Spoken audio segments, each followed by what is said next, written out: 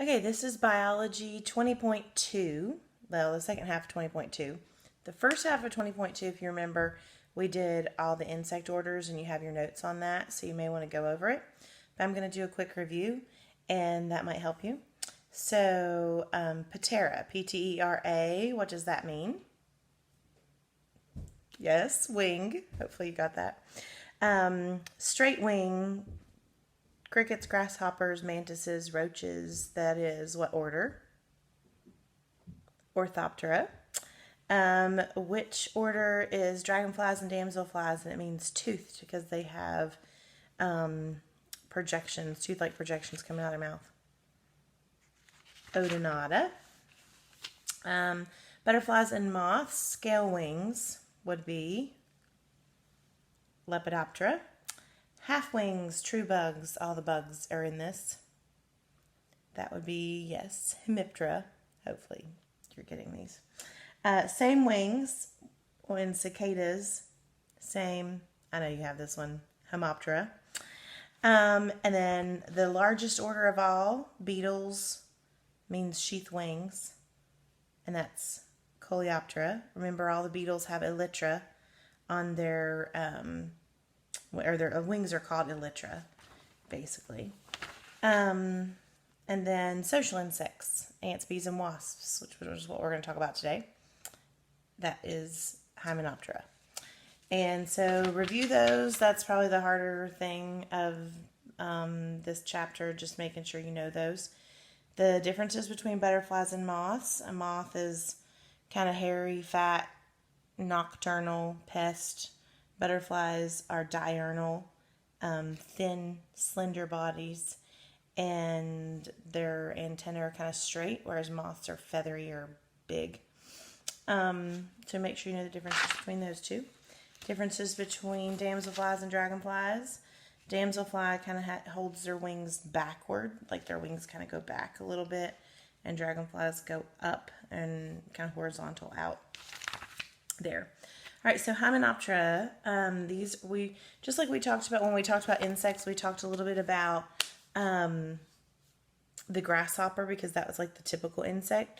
Well, for Hymenoptera, the typical insect would be the bee or the honeybee, and so you've got bees, ants, and wasps, and then so we'll look at bees.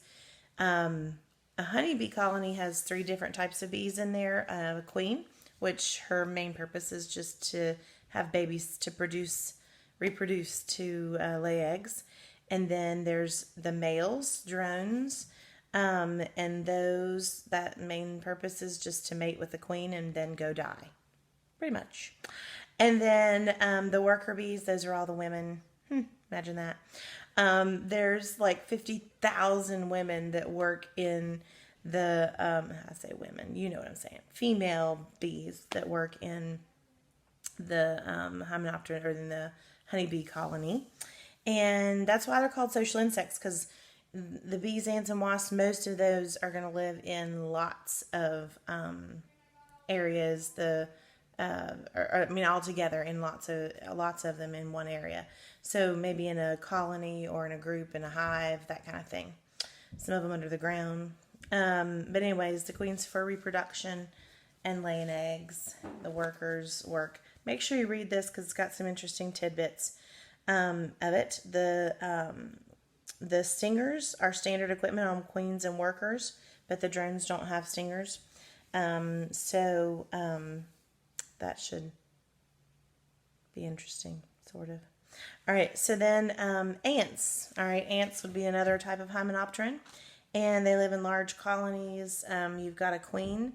Sometimes you have soldier ants, which would be the fighting ants. They protect the colony and make sure that it's kept safe for them. And then an ant colony could have several queens, unlike the bee colony that just has one. Ants might have a bunch. And then usually the ants, they have complete metamorphosis, egg, larva, pupa, adult, and at times, let's see here, legless larvae, they hatch from little cocoons, and then they have a little pupa stage in the nest, and then come out as adults. Page 416. 416, 417 talk about how we can keep insect population down. So obviously we think, insects and part of the how they damage crops and that kind of thing, that would be part of the curse. But God did create all the creeping things that creep up upon the earth. And so sometimes they're really good for us. They pollinate and that kind of thing. But and like some of them, like the lac insect, we get, well, they don't really use it now, but they used to take whatever was from the lac insect and they would make shellac out of it so that they could cover furniture and that kind of thing with it. So that's interesting. So there are some interesting things that they use for with the insects, but most of them, they're creepy to us, and we don't see most of them, which is good because there's like 360,000 types of beetles alone. So there's lots of the different things that we don't ever even see, but we still have to come up with ways that we can kind of control the insect population, and of course, what we think of naturally, it's not natural, but we think of just spraying pesticide on it. Well, of course, lately we realized that that's not necessarily good for us to spray pesticide on everything, or maybe animals or the plants that we eat. So they've come up with some more natural resources, that kind of thing. Things like biological control. They will introduce insect diseases into that area so that the insects will die. They will introduce parasites that will take care of that other type of insect that's damaging the crop, and so they'll do that, and so they'll die, or maybe put a predator of that type of insect in that area. Just like sometimes around here, when in the fall time, whenever we see all these ladybugs all of a sudden, and some of them get in our house and drive us crazy, and you kill them, they stink, and so that really stinks. And so anyway, they introduce that because into an area, usually they drop them from airplanes, and they will come and they'll feed on aphids. Aphids are called plant lice, and so plants definitely don't want plant lice on them, and they eat the plants and they damage the plants and all that. So they'll introduce ladybugs in there, and they'll come and eat and feed on all the aphids. And so that's really good because that takes care of it, and it's natural as well. I think one of the reasons we don't like insects is because a lot of insects carry diseases: Rocky Mountain spotted fever, malaria, encephalitis, Lyme disease, which a tick isn't an insect, but still, you get the point. All that agricultural control, that involves rotating crops. We've talked a lot about crop rotation, so you guys understand that. But they'll rotate those crops not just to have good soil, but also to make sure that those insects aren't used to, that particular crop that they really like. They'll reschedule the different types of planting and harvesting to minimize insect damage. And then, of course, chemical control, insecticides, pesticides, that kind of thing as a last resort. We use those.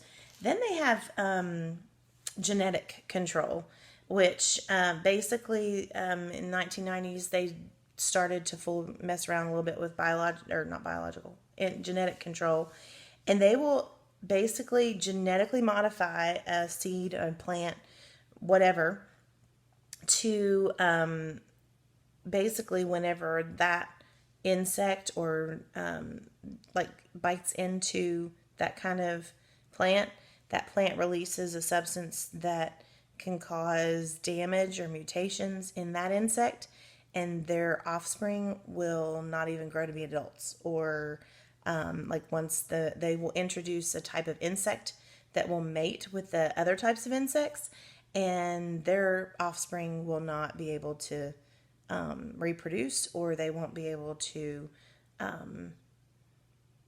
live very long. So anyways, that's pretty creepy but interesting, and it works for them. So anyway, about 2014, over 3/4 of the corn and cotton grown in the United States were genetically modified to help produce toxins derived from a certain type of bacteria, which normally infects insects. And so these toxins kill the pestilent insects, but they don't harm humans or animals. So that's kind of pretty cool that they come up with that. So an entomologist and biologists, they all work together to be able to do that. All right, section review 20.2, make sure you do that. Make sure you read these sections, and hopefully a little bit of a lesson will help you and stay safe and well out there.